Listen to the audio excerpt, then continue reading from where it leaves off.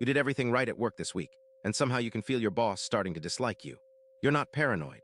There's a 500-year-old rule that explains exactly what's happening to you, and almost nobody under 25 knows it exists. By the end of this video, you'll understand why the people who get promoted are rarely the smartest ones in the room, and why the smartest ones often get quietly pushed out, passed over, or restructured out of a job they were too good at. Stay to the end. The last point is the one most people skip, and it's the one that actually changes what happens to your career in the next 5 years. Two things I want you to hold in the back of your mind as we go. Why did the most competent intern in your office last summer not get the offer? And why does your manager seem warmer to the coworker who does less than you? We'll close both loops. Let's get into it. Robert Greene called it Law 1 of the 48 Laws of Power for a reason. Ever outshine the master? Not Law 12, not Law 30, Law 1. He put it first because every other power rule collapses if you break this one. And here's the part that should make you sit up. Greene didn't invent it. He pulled it from Machiavelli, who pulled it from watching the Medici court in Florence, where smart, talented young men got poisoned for being a little too impressive at dinner. We're not in Florence anymore. The poison now is being labeled not a culture fit, being too intense. Being hard to work with. Getting the polite Friday email that says your role is being eliminated. Same mechanism, softer weapon. The psychology underneath it has a name. It's called social comparison theory, developed by Leon Festinger in 1954. Festinger proved that humans don't evaluate themselves in absolute terms. We evaluate ourselves against the people closest to us. Your manager doesn't compare themselves to the CEO. They compare themselves to you. The 23-year-old who just made their PowerPoint look 10 times better in 20 minutes. You think you've impressed them. What you've actually done is shown them in front of their peers that their job could be done by someone cheaper, younger, and faster. That's not gratitude territory. That's threat territory. And here's the part nobody told you in school. Your boss's brain doesn't process this consciously. They don't sit at home plotting against you. They just start to feel a vague dislike for you. They forget to invite you to the meeting. They give the visible project to the safer coworker. They tell HR you have potential but need polishing. They genuinely believe their own story. That's the trap. If this is landing, save this video. You'll want to come back to this the next time you're about to send a "look how much I did this week" message to your manager. But the threat dynamic is only half the story. We'll get to the second half in a moment, and that's where it gets counterintuitive. You were sold a story. Work hard, prove yourself, get rewarded. School trained you for it. Every grade, every test, every gold star reinforced it. The smarter you are, the better life will be. Then you got into the real world and noticed something nobody warned you about. The loudest people are the ones getting promoted. The mediocre ones are running the meetings. The genuinely competent ones are burning out at their desks, while the politically clever ones are getting the title bumps. This isn't a glitch in the system. This is the system. Here's the named mechanism. Researchers call it the threat rigidity effect. When people in power feel threatened, they don't reward the threat. They eliminate it. Staw, Sandelins, and Dutton documented this in 1981. Under perceived threat, organizations become more rigid, more controlling, and more punishing toward whoever they identify as the source. You, sitting there outperforming your boss's quarterly numbers, are the perceived threat. There's another layer underneath this, and it's darker. It's called tall poppy syndrome, the cultural reflex to cut down anyone who grows above the others. Australian and British social psychology has tracked this for decades. The taller you grow above the field, the more hands reach up to pull you down. And here's the brutal part for someone in their early 20s, you don't have positional armor yet. The CEO can outshine everyone because they sit on top of the pyramid. You can't. You sit at the base. Every inch you grow above your direct supervisor is an inch they can't tolerate, because their entire identity at that company is built on being the competent one in your relationship. The Dunning-Kruger effect makes this even worse.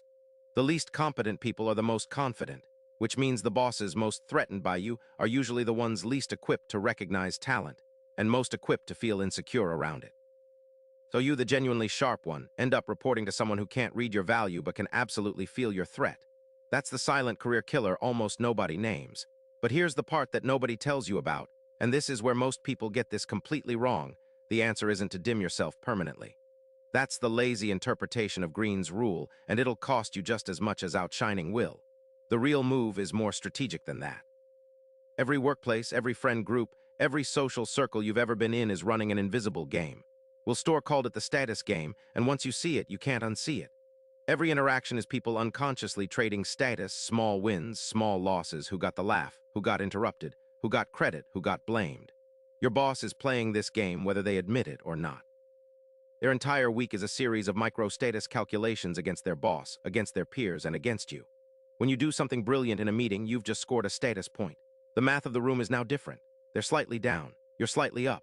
And the human nervous system, ancient as it is, registers that loss as a survival event. This is why the dark triad personalities, narcissism, Machiavellianism, psychopathy, often climb faster than honest high performers. Not because they're better at the job, because they understand the game underneath the job. They know that visible competence triggers threat, so they perform competence selectively. They make their boss look brilliant. They credit upward and blame downward. They turn the boss into their patron rather than their rival. Now here's the application for someone in their early 20s, sorting out their first or second real job. Your generation got told to advocate for yourself. Talk about your wins, build your personal brand. Half of that advice is poison in a corporate environment where you don't yet have leverage. Loud achievement at the bottom of a hierarchy is a death sentence. Quiet, attributed achievement is a ladder. There's a financial angle to this too that people don't talk about. The first 10 years of your career compound. A promotion at 24 versus 28 isn't a 4-year difference. It's potentially a $500,000 lifetime difference in salary trajectory. Getting quietly pushed out of a job because you outshone someone isn't just an emotional bruise. It's a measurable hit to your compounding curve. Question I want you to actually answer in the comments. Have you ever felt a manager or older coworker cool on you right after you did something genuinely impressive? Drop a yes or no. I'm curious how widespread this actually is for your generation, but the strategy isn't to play small forever. There's a reframe coming next that flips the entire game. Here's the reframe that almost nobody under 25 gets handed. You don't have a boss, you have a patron. Throughout history, talented people didn't rise alone. They rose because someone above them decided to lift them. Michelangelo had the Medici, Da Vinci had Ludovico Sforza, Beethoven had Archduke Rudolph. The pattern is ancient and universal. Talent that doesn't attach itself to a patron gets buried. Talent that does gets carried upward. Your boss right now is either your future patron or your current obstacle. Which one they become is mostly a function of how they feel about you, not how much you produce. Stop thinking about your job as delivering results to be rewarded. Start thinking about it as making my patron look like a genius for hiring me. That's the entire reframe. Every email you send, every meeting you join, every project you finish, the question is no longer, does this prove I'm smart? The question is, does this make the person above me look stronger in their world? When they feel stronger because of you, they reach down and pull you up. When they feel smaller because of you, they reach down and push you out. This is why Machiavelli told princes to make their ministers wealthy and visible, because a minister who owes everything to the prince becomes loyal infrastructure rather than a competitor. You're playing the same game from the other side. You want to become indispensable infrastructure to someone with power, not a visible rival. And here's the part that most people miss. This isn't dishonest. This isn't fake. It's just understanding that humans don't reward raw talent. They reward talent that serves their ego, their goals, and their status. Once your patron is high enough that you no longer threaten them, once they're a director and you're a manager, or they're a VP and you're a director, then you can let your brilliance fully out. Until then, your light is a weapon, and the only person it should be pointed at is your patron's enemies, not your patron themselves. That's the rule the smartest people in your generation will figure out by 30. You're getting it at the right age. If you want more of this, the actual rules nobody handed you, no fake positivity, no follow your passion garbage, just the real psychology of how power moves, subscribe and hit the bell icon so you never miss a drop. This channel is built for the people who already suspect the world isn't what they were told it was. You're in the right place, one thing to hold on to. The goal isn't to become a coward at work. The goal isn't to play small forever. The goal is to understand that there's a season for hiding your full power and a season for revealing it, and almost everyone in their 20s gets the timing wrong. Be patient. Be useful. Be the reason someone above you looks brilliant. Years where you compound quietly are the years that build the position from which you can finally outshine everyone safely.